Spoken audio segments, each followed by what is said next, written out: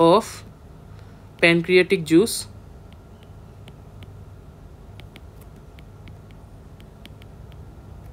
is regulated by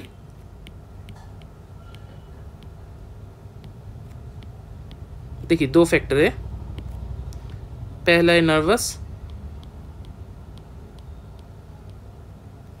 और दूसरा है हार्मोनल। ठीक है, अभी आते हैं फेजेस ऑफ पैनक्रियाटिक सिक्रीशन।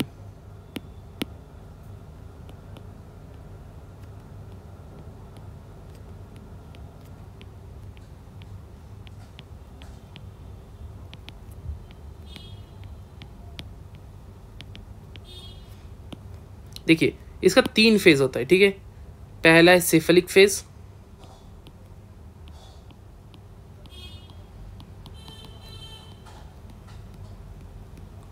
दूसरा है गैस्ट्रिक फेज,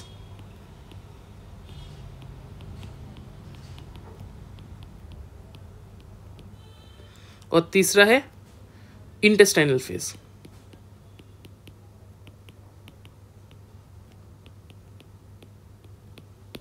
ठीक है, तो अभी देख लेते हैं सेफलिक फेज। देखिए पहले मैंने डिस्कस किया था कि ये जो पैनक्रियाटिक सिक्रीशन है वो 2 टाइप से रेगुलेट होता है, एक है नर्वस और एक है हार्मोनल।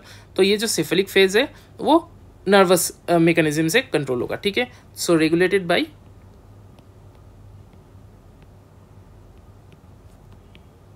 Nervous mechanism.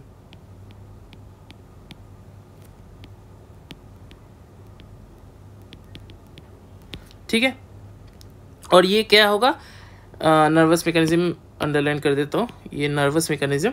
और ये जो नर्वस मैकेनिज्म होगा वो रिफ्लेक्स एक्शन के थ्रू रेगुलेट होगा।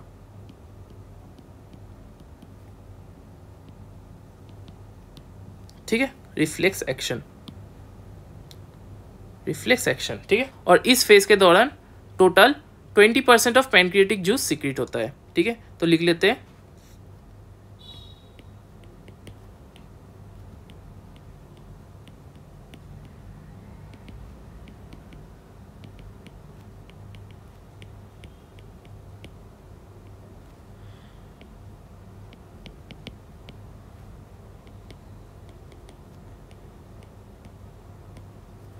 ठीक है, और इसका 2 टाइप का रिफ्लेक्स होता है। ठीक है, there are 2 types of reflex, लिख लेते हैं।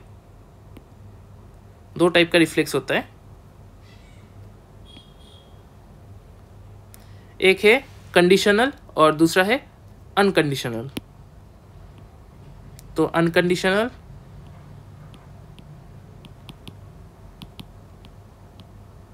और दूसरा है कंडीशनल।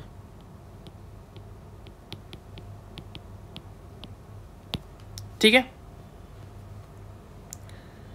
अभी हम अनकंडीशनल के बारे में बात कर लेते हैं। देखिए अनकंडीशनल रिफ्लेक्स होता है जब मुंह में खाना जाता है। ठीक है, जब भी मुंह में खाना जाएगा तो एक सलाइवा सिक्रीट होगा, तो उसके बाद गैस्ट्रिक सिक्रीशन होगा और फिर पैनक्रियाटिक सिक्रीशन भी होगा। सो लिख लेते हैं। और देखिए ये एक इनबॉर्न रिफ्लेक्स होता है, तो पहले लिख लेते हैं ये एक इनबॉर्न रिफ्लेक्स है।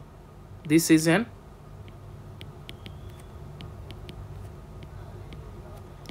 Inborn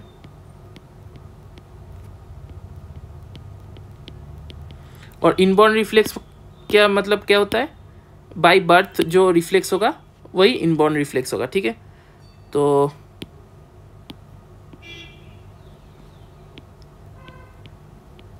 reflex present from birth.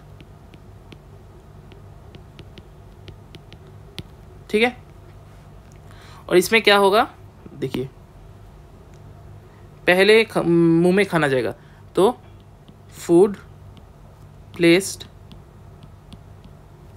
In mouth. ठीक है, उसके बाद सलाइवा सिक्रेटेड,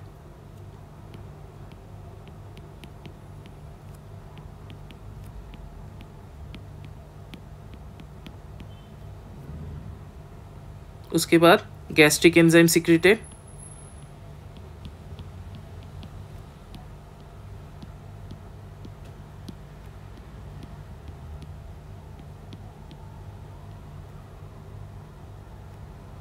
सिक्रीटेड, ACC,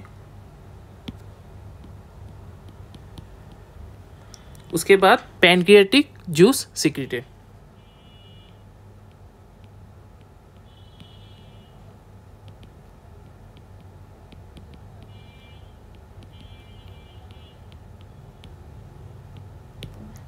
ठीक है। सो अभी देखिए इसमें हो क्या रहा है, जब मुंह में खाना हम रख रहे हैं तब देखिए क्या क्या हो रहा है। तब हो रहा है कि taste buds and other receptors, मतलब मुंह में जितना भी रिसेप्टर्स है, ठीक है,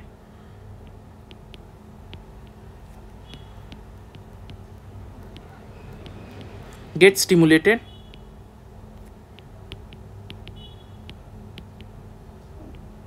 क्या हो रहा है, स्टिमुलेट हो रहा है, ठीक है। और ये स्टिमुलेशन जा रहा है डोर्सल न्यूक्लियस ऑफ वेगस में। Stimulation reaches dorsal nucleus of vagus, ठीक है। ये होगा एफरेंट इम्पल्स, क्योंकि ये टेस्ट बर्ड्स या फिर मुंह में जो भी रिसेप्टर है, मतलब माउथ में जो भी रिसेप्टर्स है, वो उस इम्पल्स को लेके जा रहा है ब्रेन में। ब्रेन में कहा, nucleus of dorsal nucleus of vagus, ठीक है। देखिए डोर्सल न्यूक्लियस ऑफ वेगस में लेके जा रहा है, ठीक है। इसके बाद अभी देखिए ये एफरेंट इम्पल्स जाएगा डोर्सल न्यूक्लियस ऑफ वेगस में, वहाँ जाके एक रिस्पॉन्स इम्पल्स जनरेट करेगा जिसका नाम है एफरेंट इम्पल्स, ठीक है। लिख लेते हैं,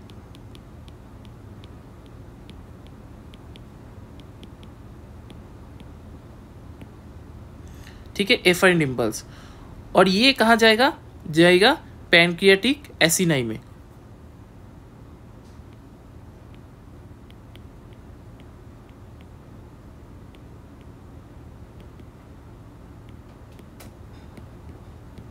ठीक है, एसिनाई में गया।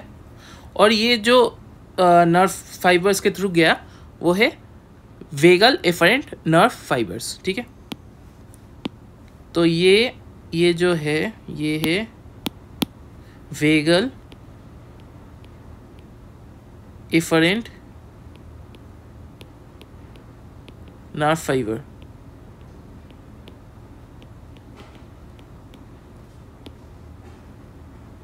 ठीक है, ये है, इसके थ्रू पैनक्रियाटिक एसिनाई में गया। अभी क्या होगा कि ये वेगल नर्व एंडिंग्स के थ्रू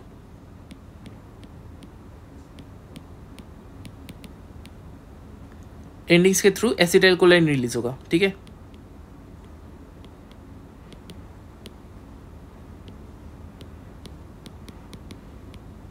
एसिटाइल कोलाइन रिलीज होने पे पैनक्रियास स्टिमुलेट होगा।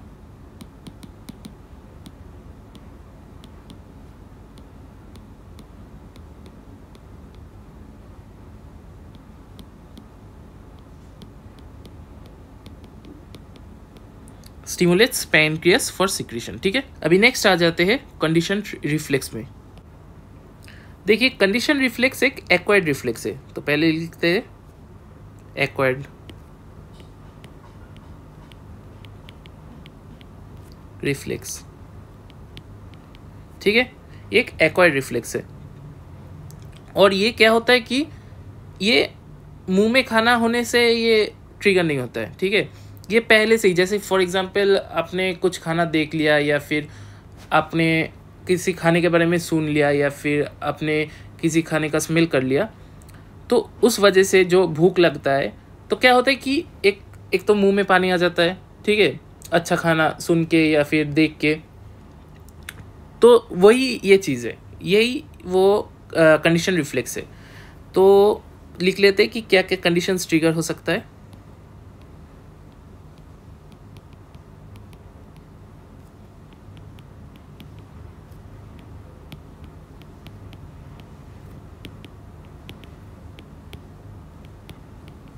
ठीक है, कंडीशंस ट्रिगरिंग दिस रिफ्लेक्स क्या क्या होगा उसमें।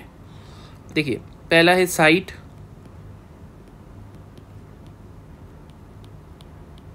साइट ऑफ फूड मतलब खाने को देखना, ठीक है। और उसके बाद फिर स्मेल ऑफ फूड,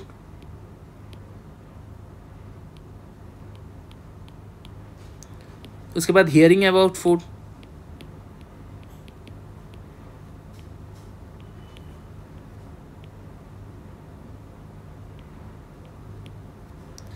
या फिर अपने खाने के बारे में सोच लिया, thought of food.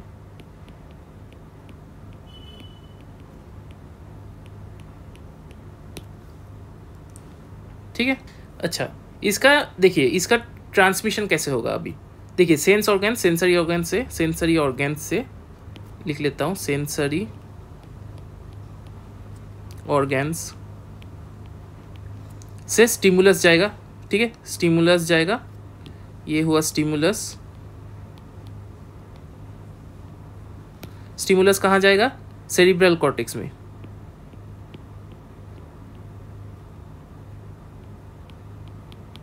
Cerebral cortex में गया, वहां से ये डोर्सल न्यूक्लियस ऑफ वेगस में से जाएगा, ठीक है।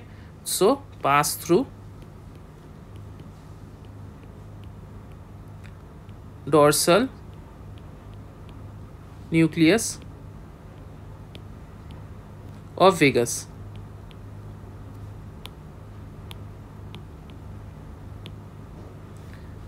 ठीक है, जैसे पिछले वाले में देखा था हमने, एक एफरेंट इम्पल्स जनरेट होगा, तो वो लिख लेते हैं एफरेंट इम्पल्स।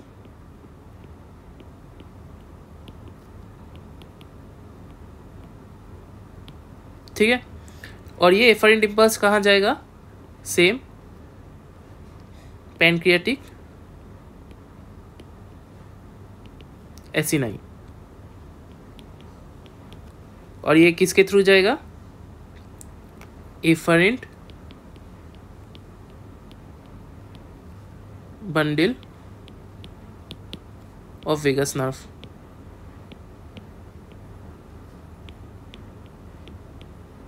ठीक है, यहाँ पर हमने देखा था कि नर्व एंडिंग्स जो होगा,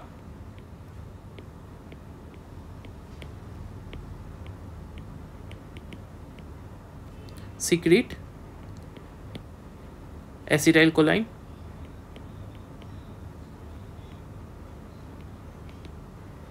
और ये एसिटाइल कोलाइन जाके पैनक्रियास में ट्रिगर करेगा टू सीक्रेट पैनक्रियाटिक जूस।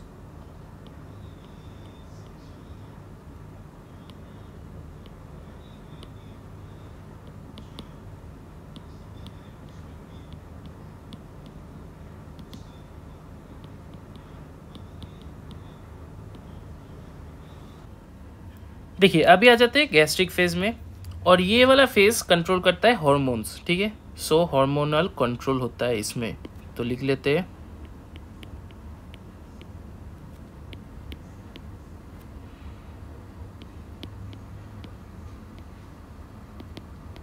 ठीक है, हार्मोनल रेगुलेशन होगा इसमें। और देखिए, इसमें कौन सा हार्मोन रेगुलेट करेगा, इसमें हार्मोन है गैस्ट्रिन, ठीक है। ये कैसे होगा, देखिए, खाना जाएगा स्टमक में,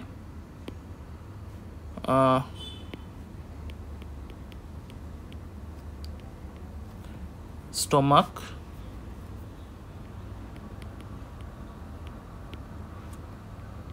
सीक्रेट गैस्ट्रिन,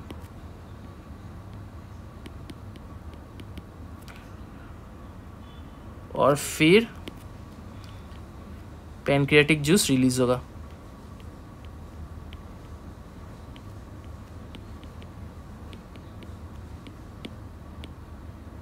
ठीक है, और ये क्या होगा, 10% होता है, ठीक है। इसमें होता है 10% ऑफ पैनक्रियाटिक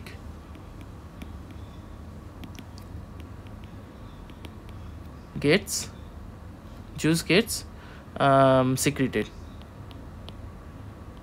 पिछले वाले में क्या था, पिछले वाले में था, देखिए 20%, ठीक है, देखिए 20%, और इस वाले में 10%, ठीक है, देखिए 10%, ठीक है। और देखिए, ये जो गैस्ट्रिन ट्रैवल कर रहा है, ये ट्रैवल करेगा थ्रू ब्लड,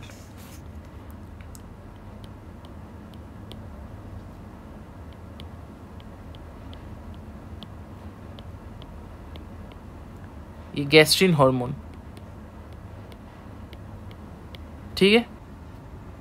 अभी देखिए ये इंटेस्टाइनल फेज है, ठीक है, ये लास्ट फेज है और इसमें 70% ऑफ द जूस सिक्रीट होता है। 70% ऑफ पैनक्रियाटिक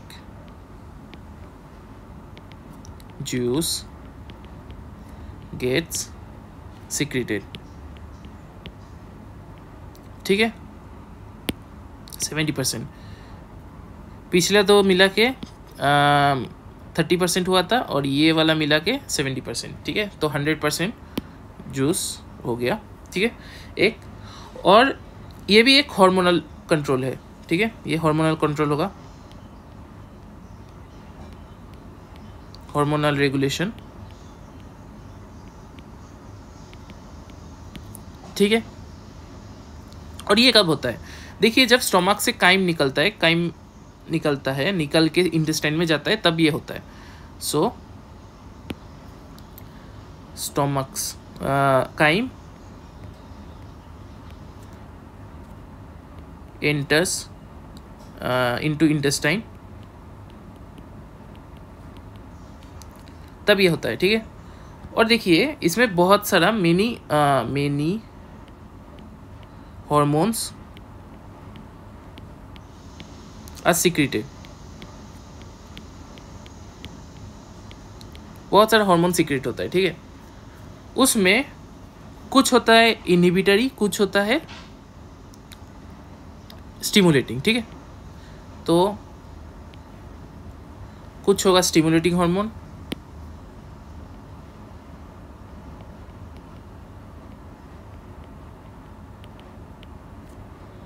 कुछ होगा इनहिबिटरी।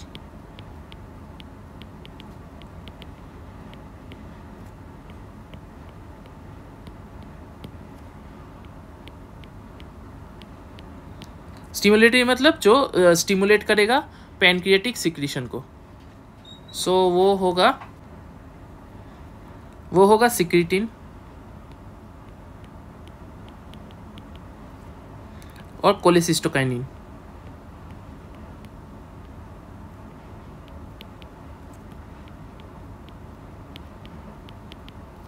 ठीक है। और फिर जो इनहिबिटरी हार्मोन होगा वो होगा पैनक्रियाटिक पॉलीपेप्टाइड,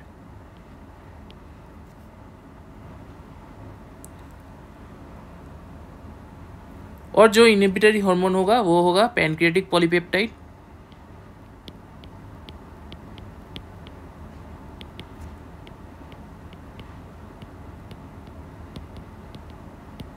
ठीक है। दूसरा होगा सोमेटोस्टैटिन,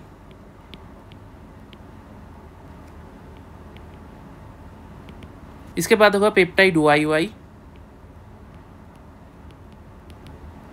डबल Y, उसके बाद होगा पेप्टाइड ग्रेलिन,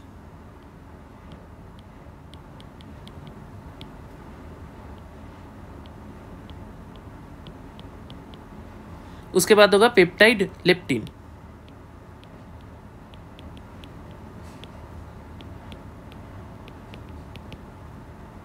ठीक है। ये होगा इनहिबिटरी हार्मोन। और देखिए ये जो सिक्रीटिन है वो है रिच इन बाइकार्बोनेट,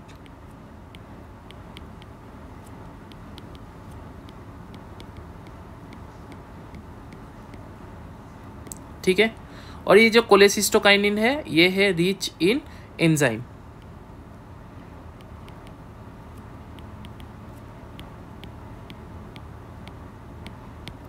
ठीक है। अभी देखिए ये जो पैनक्रियाटिक पॉलीपेप्टाइड है, ठीक है, लिख लेता हूँ एक बार।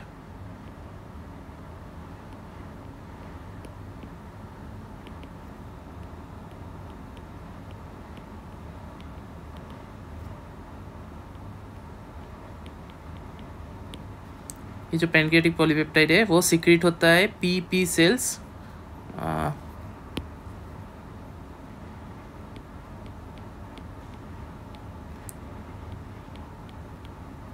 PP cells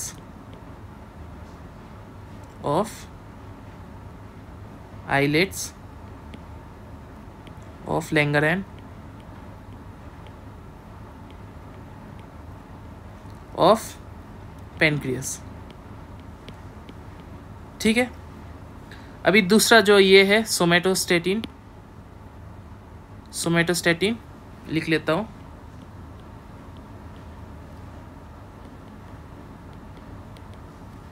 ठीक है, ये सीक्रेट होता डी सेल,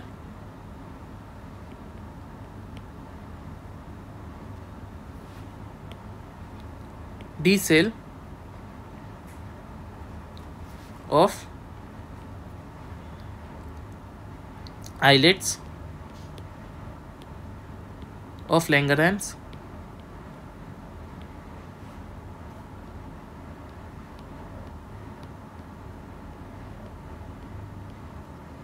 ठीक है, ऑफ पैनक्रियास।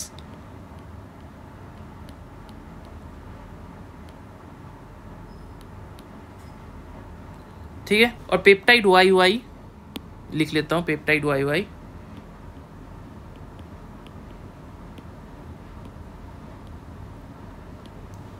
ये सीक्रेट होता है इंटेस्टाइनल म्यूकोसा से। सो सीक्रेटेड फ्रॉम इंटेस्टाइनल